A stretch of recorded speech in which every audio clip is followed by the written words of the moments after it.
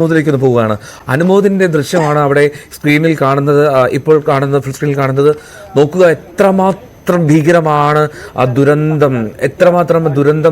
എത്രയോ വലിയൊരു മേഖലയെ ബാധിച്ചു എന്നുള്ളത് ഈ വിദൂര ദൃശ്യത്തിൽ കാണാൻ കഴിയുന്നു. അങ്ങ് മുകളിൽ നിന്ന് ആ പുഞ്ചിരി മട്ടിൽ നിന്നും പ്രഭവ കേന്ദ്രത്തിൽ നിന്നും അത് കിലോമീറ്ററുകൾ ഒഴുകിയെത്തി ആർച്ചലത്തെത്തി ഒരു പ്രദേശത്തെ ആകെ തുടച്ചു മാറ്റി. എങ്ങനെ വിവരിക്കുക, ഒരു കാർപ്പറ്റ് എടുത്തു മാറ്റുന്നത് പോലെയാണ് ആ പ്രദേശത്തെ വീടുകളെയും അല്ലെങ്കിൽ ആ കെട്ടിടങ്ങളും ഒക്കെ ഇല്ലാതായത്. തുടച്ചു മാറ്റി എന്ന് നിസ്സംശയം പറയാം. ഒരു ബോർഡിൽ എഴുതിയത് മായ്ക്കുന്നത് പോലെ ഇല്ലാതാക്കി കളഞ്ഞു കുറേയേറെ ജീവിതങ്ങളെ. അനുമോദ് വല്ലാത്തൊരു ദൃശ്യമാണ്, ഭയങ്കരമാണ്, പേടിപ്പിക്കുന്നതാണ്. ഇവിടെയൊക്കെ വീടുകൾ ഉണ്ടായിരുന്നതാണ് അനുമോദ്.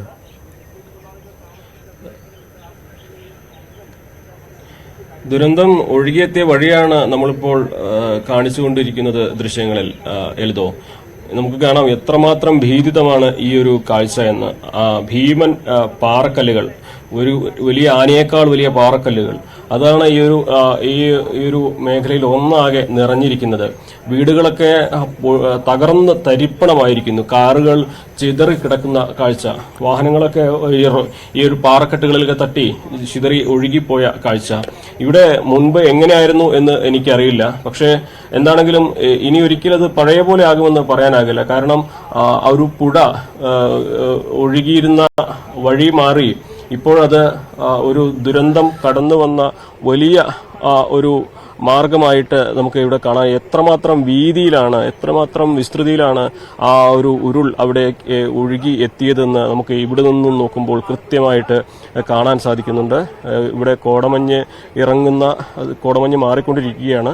അപ്പോൾ കാര്യങ്ങൾ കുറച്ചുകൂടി കൃത്യമായിട്ട് വ്യക്തമായിട്ട് നമുക്ക് കാണിക്കാൻ സാധിക്കും. കണ്ടാൽ തന്നെ നമുക്ക് പേടിയാകും. അത്രമാത്രം വലിയ പാറക്കല്ലുകളാണ് ഈ ഒരു മേഖലയിലേക്ക് ഒഴുകിയെത്തിയിട്ടുള്ളത്. ഇതിന്റെ ഒരു ശക്തി, ഉരുളിന്റെ ശക്തി പ്രകാശത്തേക്കാൾ വേഗത്തിൽ സഞ്ചരിക്കുമെന്നാണ് ഈ മേഖലയെക്കുറിച്ച്, അതായത് പരിസ്ഥിതിയെക്കുറിച്ച് അറിയുന്നവരൊക്കെ പറഞ്ഞിട്ടുള്ളത്. അപ്പോൾ എത്രമാത്രം വേഗത്തിൽ പാഞ്ഞെത്തിയ ആ ഒരു ഉരുൾ ഈ ഒരു മേഖലയെ ഒന്നാകെ ചിത്രത്തിൽ തന്നെ ഇല്ലാതാക്കുന്ന തരത്തിൽ, ചരിത്രത്തിൽ മാത്രമാക്കുന്ന തരത്തിൽ തുടച്ചു നീക്കിയിരിക്കുന്നു. അതിന്റെ ഏറ്റവും ഭീതിതമായ ദൃശ്യമാണ് നമ്മളിപ്പോൾ കാണുന്നത്. ഇത്രമാത്രം വലിയ പാറക്കല്ലുകൾ നിറഞ്ഞ ഒരു മേഖല, അവിടെ ഉണ്ടായിരുന്നത് എത്ര വീടുകളാണെന്നോ അതിൽ എത്ര ആളുകൾ ഉണ്ടായിരുന്നെന്നോ ഒന്നും ആർക്കും അറിയാത്ത രീതിയിൽ, മുൻപ് ഇവിടെ എന്തായിരുന്നു എന്ന് പോലും ആർക്കും മനസ്സിലാക്കാൻ കഴിയാത്തത്ര രീതിയിൽ ഈ ഒരു കാഴ്ച പേടിപ്പിക്കുന്നതാണ്. നമ്മളെ ഈ ദുരന്തത്തിന്റെ ആഴവും വ്യാപ്തിയും ബോധ്യപ്പെടുത്തുന്നതാണ് ഈ ഒരു കാഴ്ച തന്നെ. എന്താണെങ്കിലും നമുക്ക് ഇനിയും മുന്നോട്ട് പോകേണ്ടതുണ്ട്. ഇതിനപ്പുറത്തും ഇതിലും ഭീതിതമായ ദൃശ്യങ്ങൾ ഉണ്ടാകും. അങ്ങനെ ഉണ്ടാകരുതേ എന്ന് നമ്മൾ ആഗ്രഹിച്ചാൽ പോലും ഇനി നമ്മൾ അടുത്ത മേഖലയിലേക്ക് നടക്കുകയാണ്. എൽദോ, അനുമോദ്, ഒരു കാര്യം, ഇത് ഏതാണ്, മുണ്ടക്കൈ ഭാഗമാണോ അതോ ഈ ചൂരൽമലയുടെ മറുവശമാണോ? ഇപ്പോൾ നിൽക്കുന്ന ലൊക്കേഷൻ ഏതാണ് അനുമോദ്?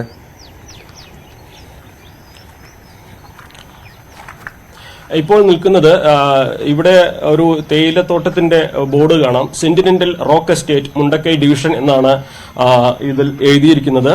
ഒപ്പം തന്നെ Harrisons Malayalam limited sentinel rock estate football ground, ഇവിടെ ഒരു ഫുട്ബോൾ ഗ്രൗണ്ട് ആയിരുന്നു മുൻപുണ്ടായിരുന്നത് എന്ന് സൂചിപ്പിക്കുന്ന ഒരു ബോർഡ് നമുക്കിവിടെ കാണാം. നമ്മൾ ഈ പാലം കടന്നു വന്ന് കുറച്ചു ദൂരം നടന്ന് പോകുമ്പോഴാണ് നമ്മൾ ഈ ഒരു വളവിലെത്തുന്നത്. ഇവിടെ ആ പുഴ ഗതി മാറി അല്ലെങ്കിൽ വഴിതിരിഞ്ഞൊഴുകിയതിന്റെ കൃത്യമായിട്ടുള്ള നേർക്കാഴ്ചയാണ് കാണുന്നത്. ഇവിടെ ഒരു ഗ്രൗണ്ട് ഉണ്ടായിരുന്നു എന്ന് ഈ ഒരു ബോർഡ് സൂചിപ്പിക്കുന്നുണ്ട്. പക്ഷേ അതിനപ്പുറത്ത് എന്തെല്ലാം ഉണ്ടായിരുന്നു എന്ന് ആർക്കും അറിയില്ല. ഫുട്ബോൾ ഗ്രൗണ്ടിന്റെ അടയാളമായിട്ടൊരു ബോർഡുണ്ട്. പക്ഷേ ആ വീടുകളിലെ ആളുകൾക്കും ഓർമ്മയായിട്ടോ അല്ലെങ്കിൽ അവരെവിടെ ഉണ്ടായിരുന്നെന്നോ നമുക്ക് അടയാളപ്പെടുത്താൻ ഒന്നും തന്നെ ഇല്ല. ഇവിടെ നിന്നും കാണുമ്പോൾ ഇത് ഈ സമാനതകളില്ലാത്ത ഒരു ദുരന്തം, ആ പാറക്കല്ലുകളുടെ ഒക്കെ ഒരു വലുപ്പം അതുതന്നെ ഇത്രമാത്രം ഭീതിതമാണ്. വലിയ ഒരു ആനയേക്കാൾ വലിയ പാറക്കല്ല്, ഇത്തരത്തിൽ നിറയെ പാറക്കല്ലുകളാണ്, ഇത്രയും വലിയ കൂറ്റൻ പാറകളാണ് ഈ ഒരു വഴി മുഴുവനുള്ളത്. അതുകൊണ്ട് തന്നെ ഈ ഒരു ദുരന്തം എത്രമാത്രം ശക്തിമത്തായിരുന്നു, എത്രമാത്രം നാശം വരുത്തിയത് ഇങ്ങനെയാണ് എന്നത് സൂചിപ്പിക്കുവാൻ കൂടുതൽ വാക്കുകളൊന്നും തന്നെ ആവശ്യമില്ല. അത്രമാത്രം ഭീതിതമാണ് ഈ ഒരു കാഴ്ച. വാക്കുകൾ കൊണ്ട് വിവരിക്കാൻ കഴിയുന്നില്ല. ഉറപ്പായും ആ ദൃശ്യങ്ങൾ അത് ഭയപ്പെടുത്തുന്നു എന്നുള്ളതാണ്, പേടിപ്പിക്കുന്നു ശരിക്കും. ആ ദൃശ്യങ്ങൾ അനുമതി സൂചിപ്പിച്ച പോലെ എത്രയോ പാറക്കല്ലുകളാണ് അതുപോലെ വന്നടിഞ്ഞ് വീണത്. അതൊരു ആളുകൾ നടന്നിരുന്ന, കുട്ടികൾ ഓടിക്കളിച്ചിരുന്നൊരു ഫുട്ബോൾ ഗ്രൗണ്ടാണ് കാണുന്നത്. വളരെ സജീവമായിരുന്ന കളിക്കളമാണ് കാണുന്നത്. അതിപ്പോൾ കളിക്കളത്തിൻ്റെ ഒരു ബോർഡ് മാത്രം അവശേഷിപ്പിച്ച്, സെൻറ്റിനെൻ്റൽ ഫുട്ബോൾ ഗ്രൗണ്ട് എന്ന ബോർഡ് മാത്രം അവശേഷിപ്പിച്ചുകൊണ്ട് അത് പൂർണ്ണമായും ഇല്ലാതായിരിക്കുന്നു. ഇനിയും ഒരുപാട് ഇത്തരം ദുരന്ത കാഴ്ചകൾ നമുക്ക് കാണേണ്ടി വരുന്നു, ഇനിയും കാണേണ്ടി വരും എന്നുള്ളതാണ് ഏറ്റവും ആശങ്കയുണ്ടാക്കുന്നത്. അനുമോദിപ്പോൾ നീങ്ങുന്നത് വീണ്ടും മുകളിലേക്കാണ്. ഏതാണ്ട് 3 കിലോമീറ്റർ മാറിയാൽ മാത്രമേ മുണ്ടക്കൈ ഭാഗത്തേക്ക് എത്താൻ കഴിയൂ. അനുമോദ് യാത്ര തുടർന്നോളൂ. നമുക്ക് കൂടുതൽ അത്തരം ദൃശ്യങ്ങൾ വരുമ്പോഴൊക്കെ, അല്ലെങ്കിൽ അവിടെ നിന്നുള്ള കാഴ്ചകളിലേക്ക് നമുക്ക് എത്താം. ഒരുപക്ഷെ കണ്ടു നിൽക്കുന്ന പ്രേക്ഷകർക്കും ഉള്ളു നിറയും എന്നുള്ള കാര്യത്തിൽ സംശയമില്ല. കണ്ണുനീരോടുകൂടി അല്ലാതെ ഇത്തരം കാഴ്ചകൾ കാണാൻ കഴിയില്ലല്ലോ. എത്രമാത്രം ഭയങ്കരമാണ്, എത്രമാത്രം വലിയൊരു ദുരന്തമാണ് നമ്മൾ നേരിട്ടത് എന്നുള്ളതിൻ്റെ കൃത്യമായിട്ടുള്ള ദൃശ്യമാണ് നമ്മൾ കാണുന്നത്. മറുവശത്ത് അവിടെ ഈ പാലം നിർമ്മിക്കാനുള്ള ശ്രമം പുരോഗമിക്കുന്നുണ്ട്.